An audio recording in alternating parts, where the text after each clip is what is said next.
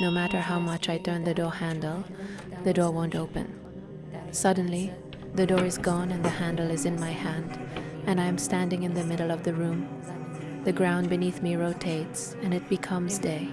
I don't know when, but a door, now in a different shape, appears before me again. The round door handle that is left in my hand, I place into the empty spot of its groove, and open my eyes.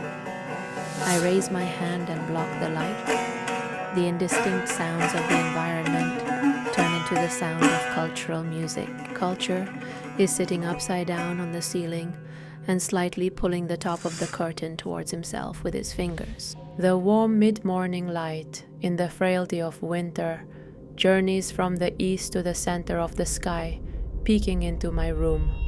The light streams directly from the right side of the room, illuminating a corner and landing on my eyes. I have completely forgotten the dream and the doorknob by now. My effort in remembering it is no longer useful. Good morning. Sorry if we woke you. He laughs. I mumble that I'll get up soon and tilt my head slightly to angle it away from the light falling on my eyes. Culture fully draws back the curtain and in the shadow of the other half of the room exits upside down with playful mischief, blowing a kiss into the air towards me. Squinting under the sunlight, I try to shoot him a half-hearted glare. He calls out loudly. 3 more rooms to go. I reply, by this time next year, get a smaller house. I pause for a moment and add with a smirk. And make sure it's brand new. No need for spring cleaning. But it comes with 1,000 other hassles. I pull the blanket over my face. It slips off my feet, letting the sunlight warm my body. Not everything new is good. I make my bed tidily, leave the room, and flop onto the sofa. He arranges the books neatly on the floor, emptying his bookshelf. Don't trade your tomorrow for your night. I had things to do. Well, you could have done it now. It's too late now. Late indeed. The morning sun has been calling your name for hours. I slide my hand through the stack of books piled next to the sofa and randomly pick one. It's Hafez. I make a wish, open the book, and softly murmur, I had a project to submit. I try to read one of Hafez's poems aloud. The intricate Nastalk script makes it nearly impossible for me to decipher. Haltingly, I begin to read. Be blessed is the heart that never strays from the path. He reads it properly for me, effortlessly flowing over the words. Blessed is the heart that never strays from the path of vision, that answers every call and never leaves unaware. And at the end he says, steer not the hoopoe's crown from its destined flight, for the white falcon does not descend to chase every fleeting delight. Now bring forth the wine and place it first in Hafez's grasp, but only on one condition, that no wisdom shall leave this gathering unspoken. While he's reciting the poem, I get up and head to the kitchen, opening the fridge.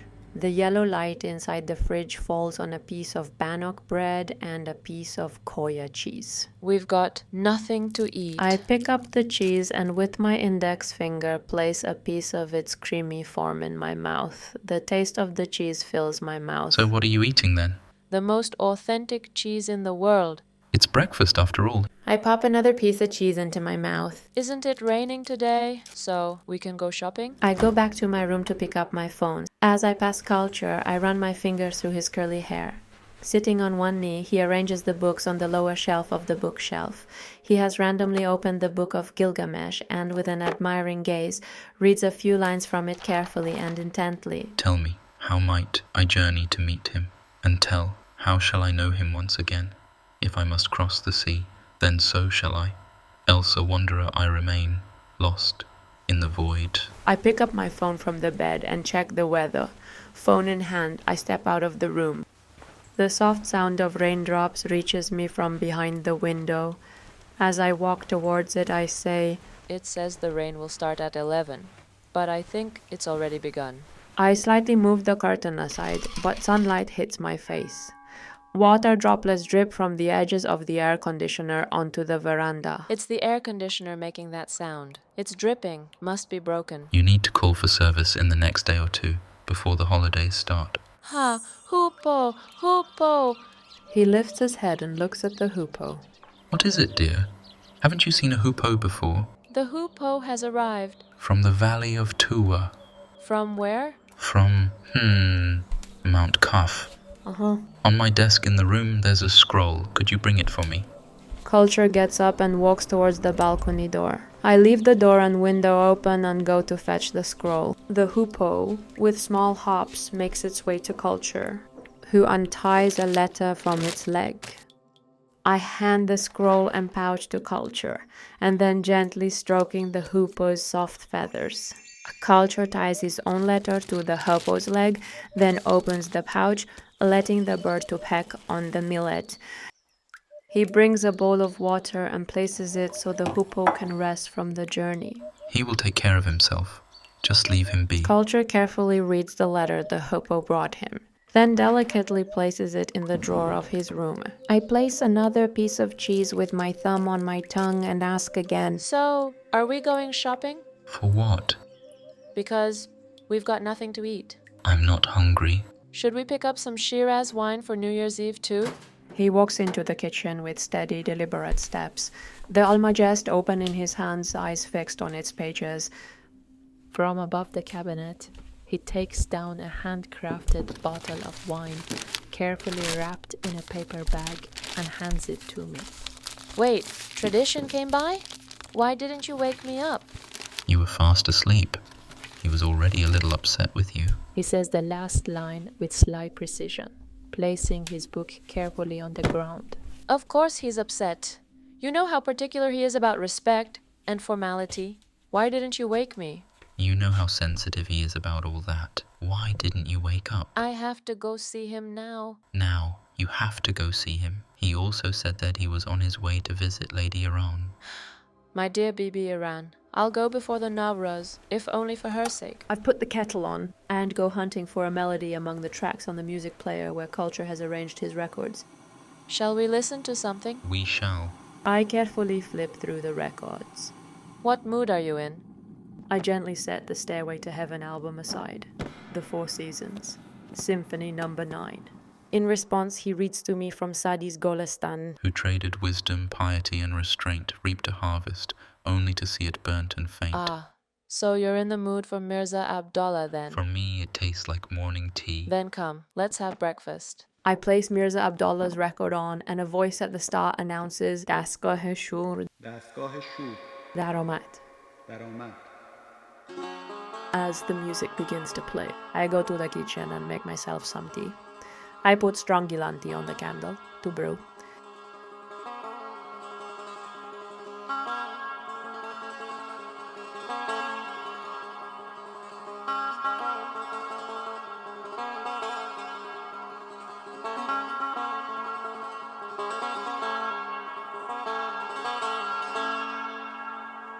While Culture finishes organizing the bookshelf at the end of the hall, I've given the fridge and a few of the cabinets a spring cleaning touch. I pull the curtain back again to check. Has the rain started, or is it still just the sound of the air conditioner dripping? The sun still shines brightly in the clear sky. I close the curtain as Culture starts dusting off the records and instruments. He opens the ney cases one by one, placing them carefully on the table. He replaces the strings on the qanun, kamanche, and the babat, taking his time and working steadily. As he opens the tanbur and setar cases one by one on the floor, he says something about each one. Look at this. This setar is Darvish Khan's. It's about 180 years old now. With greater care and reverence, he takes one of the tanburs out of its case and says, Hello, how are you, my dear? Farabi? Dear Abu Nasr al-Farabi. 1,000 years old. 1,100 years old. 1,100 years old. He sits in a corner, his hands as gentle as feathers, plucking a note on the tar. I pause the record midway through the Abu Atta melody, pour myself some tea, and glance outside from behind the curtain.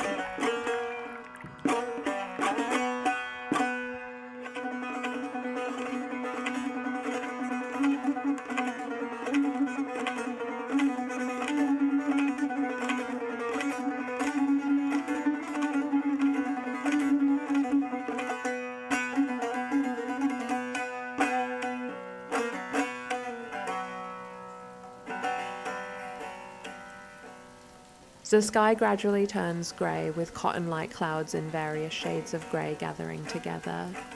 I place my half-filled glass on the table, far from all the instruments and books. From the built-in cupboard near the door, I pull out a large bag and start carefully inspecting every corner of it. I sit on one of the two-seater sofas, placing the bag on the floor. The bag is 1.5 times my size. I ensure there are no seams or tears in the bag and clean it thoroughly. I bring out my needle and thread and start mending the bag. All right, first let's go to Argentina, then France, after that Venice, then Athens, Tokyo, Turkey, Iran, Japan, and we'll return home. Are you preparing the Haft-Sin? My mom's prepared it. We'll pick it up on the way to Iran. I pull the curtain aside, and the sound of raindrops grows louder. I fully draw back the curtain and watch the rain pour down as I finish my tea. Culture carefully packs up the instruments, puts on his raincoat, slips on his leather gloves, laces up his sturdy boots, and places his running glasses over his eyes. I take the banknotes from different countries out of my dresser drawer and place each one in a separate section of my wallet. I put on my raincoat and pull my red tasseled hat over my head. I apply the blue and navy eyeliner and fill my pocket with candies. I climb into the bag and sit down. Culture comes over to close the bag. I play the music and put my phone in my pocket, and I look precisely at Culture, taking in the beauty of his eyes. I zip up his thick coat all the way to his neck and gently run my hand over the small scars on the fabric. With my fingertips, I softly touch his silver beard. I kiss his cheek. He pats my head gently and closes the zipper of the bag. He opens the door. Culture lifts the bag onto his shoulder, kneels on the ground to prepare, and then takes off. Slowly and gently, we rise from the ground. Before I know it, we're soaring over the Pacific Ocean.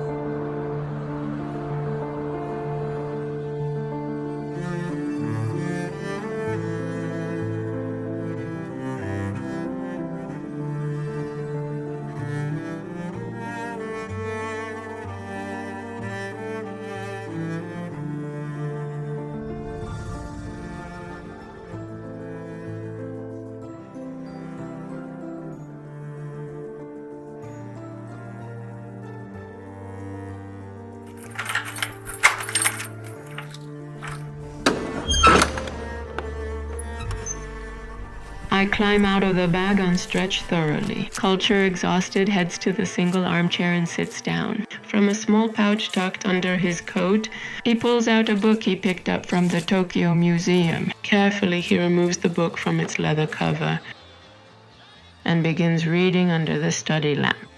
He looked pale. I put another candy in my mouth and swallow, trying to pop my ears.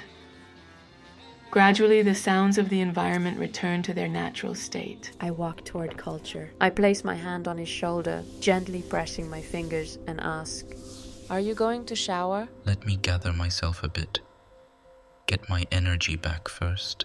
I'm helping him take off his raincoat. He tries to cooperate, but most of his attention is still on the book. What are you reading? Kojiki, Is it really old? 1,309 years ago. Don't you want it to stay dry?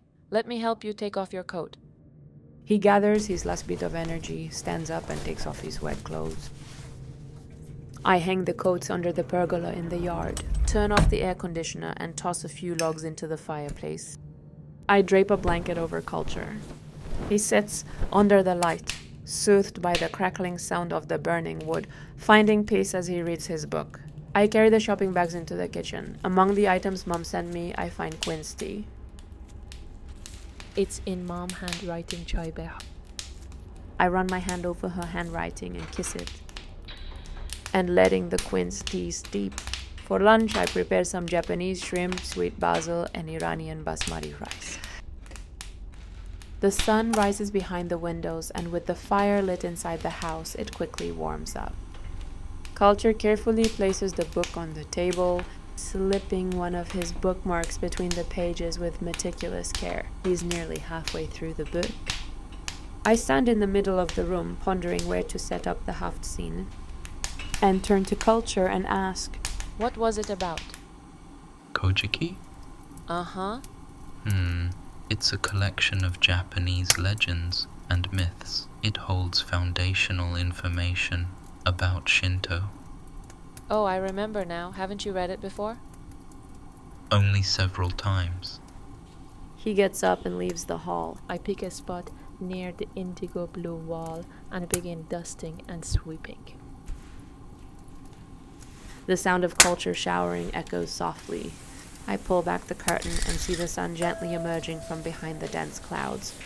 Leaving a corner of the curtain open, I let a sliver of light stream into the house. I carefully place the Egyptian wooden table with its golden and indigo inlays against the wall. On the kerman terme spread over the table, I meticulously arrange the taleh bakun dishes. I place the Haft-Sin items one by one into the dishes, arranging them carefully. The dance of light on the wall, created by the sun reflecting off the water, carries me away from this world. It feels as though Sorab himself is whispering to me. Someone must speak of this patient presence, of the garden's gradual journeys. Someone must understand this small expanse, must lend meaning to its heartbeat through the surroundings, and sprinkle a drop of time upon this unaddressed visage. Someone must circle this pure point within the orbit of the element's awareness. Someone must emerge from behind the bright doors. Listen, someone is running along the edge of events. A child is coming this way. I forget everything and sway with the golden and yellow lights dancing on the wall, free from the confines of this body. Culture, now showered, returns to the room and sits on the sofa, glancing around. I want to move this bookshelf. Pointing to the one he's dedicated entirely to Eastern philosophers. He picks up the kojiki, stretches out on the sofa, and begins reading the rest of the book. Why do you keep reading these books when you've practically memorized them? It's like visiting old friends. Every time you read a book, you're inviting its author over for a chat. I start dusting the sofas. The particles of dust dance in the light, creating a timeless atmosphere, suspended in the air, weightless and free. Why are these visits so important? Because in the mirror of the wise and the great, you can glimpse your greatest self. You must take care of yourself, your essence. And those who know the way can teach you how to do it. You learn to care for what you have and to love the place where your roots lie. I lie down next to him, squeezing myself into the space between him and the sofa. I rest my head on his shoulder and watch the dust slowly settle on the floor. He wraps his arm around my neck and gently plays with my side using his fingertips. I glance at the poems he has written on the wall in elegant Nastaliq script. Here and there, I see some of his own poetry, like, Where should I take all this dust and ashes? I will seed this pain and water it, bringing shade with me. Should I finally come to know myself, or should I come to know others? Both, but remember, you come from a family. You are tied to a place, to a language you know deeply. You cannot unknown this language, and no other language can be learned with such depth. This is who you are, but you must also learn other ways of connection. he gets up and walks over to the bookshelf he wants to move, leaving me behind on the sofa. Slowly, he places the books on the small table. I look at him and ask, Why you have 2 copies of the same book? Where? There, 2 copies of The Alive Son of Awake. Oh, these are 2 completely different books, by 2 different philosophers. One is by Avicenna and the other by Ibn Tufayl. I stretch and ask, Why do you want to move the bookshelf? Change is good. These little ones need more exposure to light. Can I not help?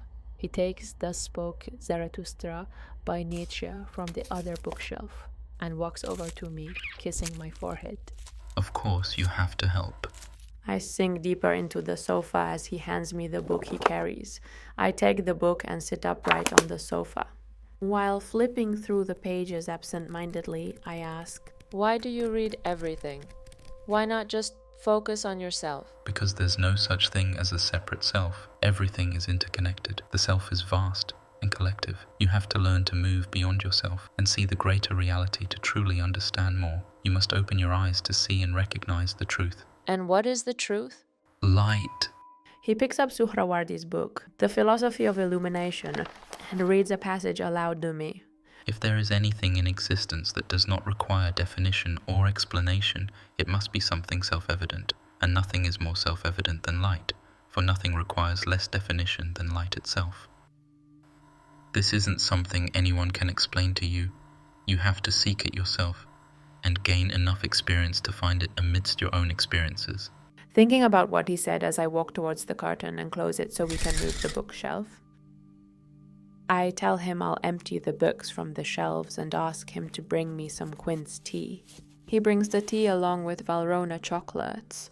I place them on my right side, opposite the books. Thank you, my dear. I place the chocolate in my mouth. This is the most delicious chocolate I've ever had. I try to describe its flavor to culture. Everything about this chocolate is just perfect. The coconut flavor isn't overpowering at all. The texture, it's like it's dancing on my tongue. I hopelessly continue my efforts to explain the taste and feel of chocolate to him. This is so very delicious. He stops me. It's pointless for me to try and explain to you right now how reading these books affects me, or how I draw energy from running my hand over these tapestry rugs. Just like no matter how much you say about the chocolate, I can't truly grasp the exact feeling you're experiencing. I receive some information, but I don't experience it.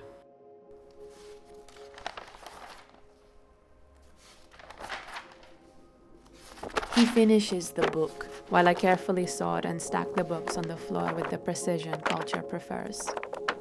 He heads to the room, retrieves Farabi's tanbour, and adjusts its tuning. I push the now empty and lightweight bookshelf to the spot culture pointed out. He begins playing the tanbour. The sound of culture's playing lifts me from this world, carrying me to another realm.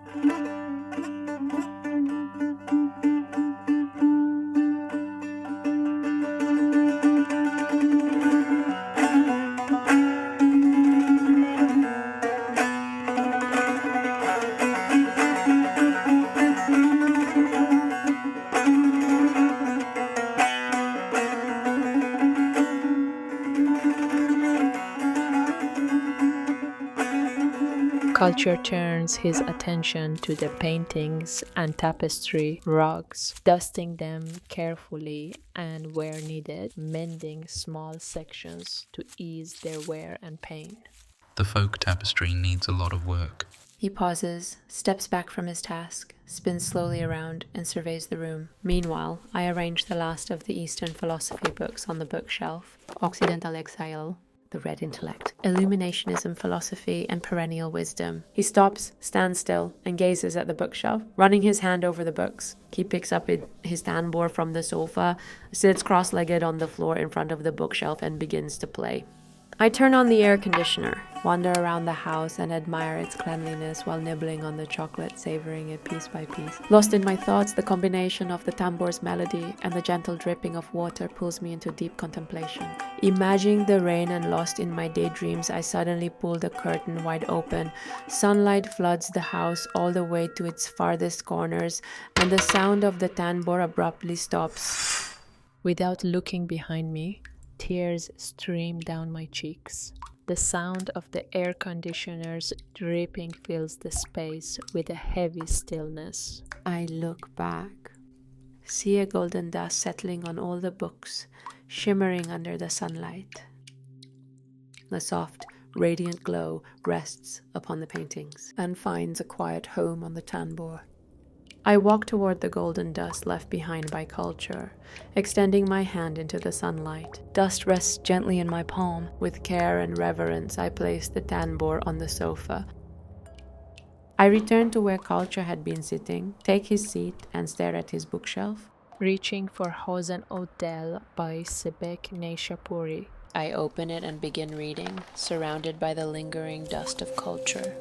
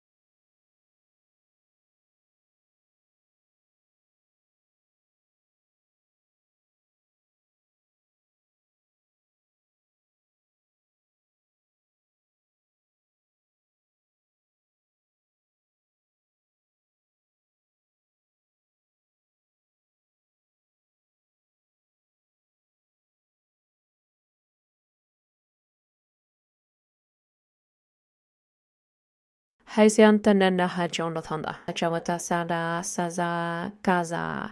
Marisa ayosh ayoi. Aistase asay tazi ar azane shaitamile bas. Aisan sayaneni sat ribichia sorishia sahaha. Haino hai koitama. A hash tea in a kind of fight is a. Sashobastane I find quince tea.